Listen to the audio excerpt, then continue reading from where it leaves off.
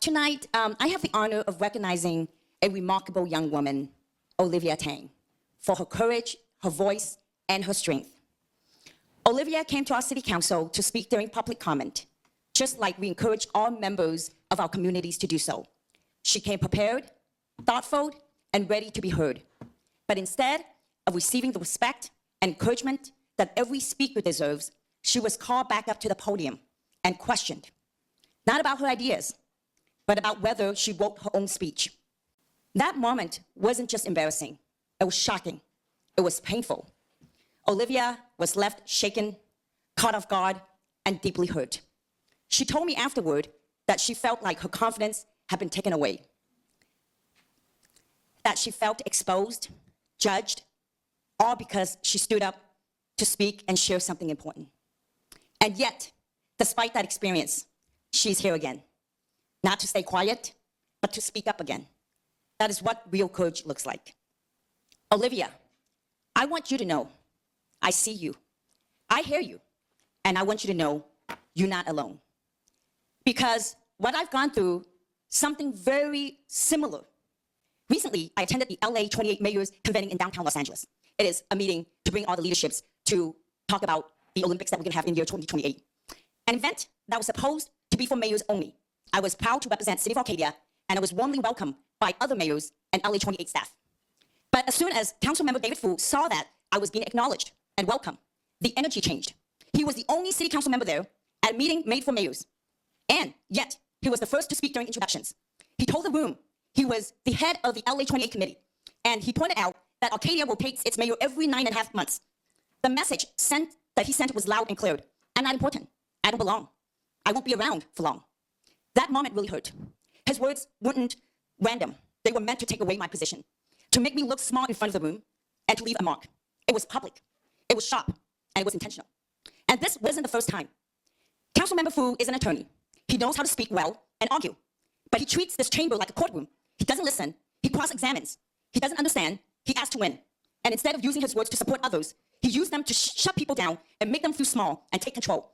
But this chamber isn't a courtroom. It's a place. So right now, I would like to have my attorney to represent me tonight, including cross-examination of witnesses. So any witnesses that want to speak, come forward, please, to take an oath with our clerk, Linda. Mayor, just point of order. Municipal Code 2123 says, the seating arrangement of all persons at the council table shall be under the direction of the presiding officer. I'm not necessarily sure how 2123 applies to the Arcadia Municipal Code. We've also had a point of order that the discussion or testimony was already done next Tuesday. This is not to reconsider the testimony from last week. Today is about the mechanics of how the censure is going to be done. Well, for the record, Arcadia Municipal Code Section 2126.5 allows me to be represented by council. I'm going to give the stage to you and the microphone to you. Corey, go ahead and take it from here to do your cross-examination of witnesses. Sure. You know, it's not a place for power plays. It's a place for public service, for helping people, for listening, for working together. And when someone uses the seat here to question, to embarrass, or to talk down to others, whether Olivia, your experience is similar to mine, and that's why I want to thank you, not just for coming to speak once, but for coming back after someone tried to tear you down. That is bravery.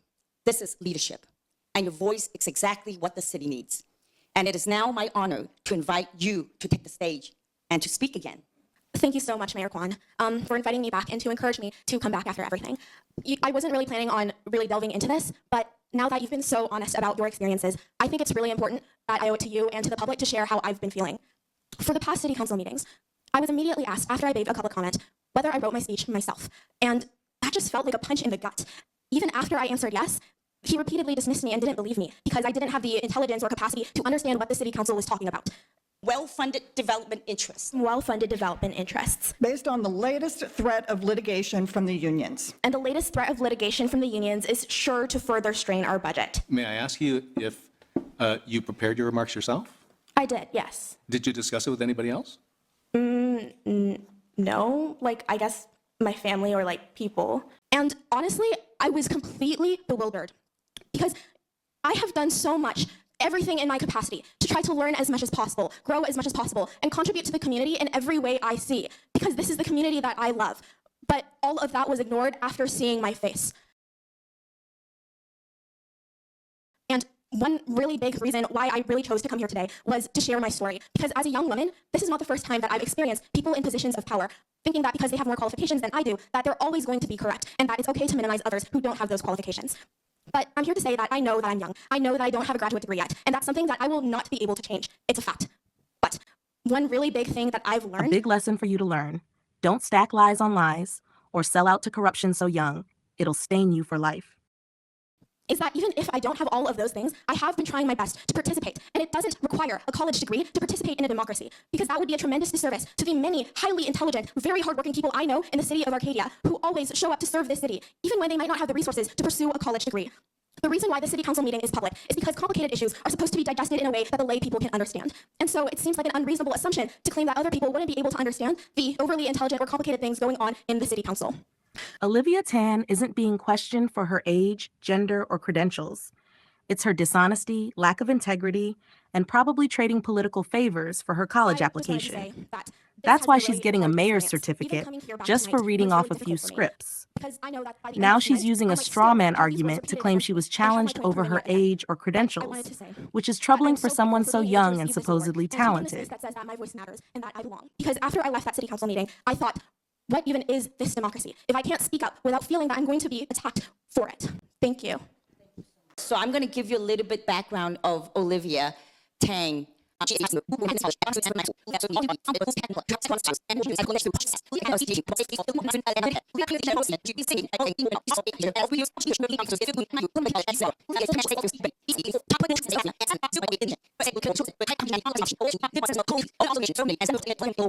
you so much, and we are so proud of you, and thank you so much for coming again with courage and bravery. Thank you. I really admire your, give you a lot of admiration. So I want to give you this certificate. Okay, thank you so much.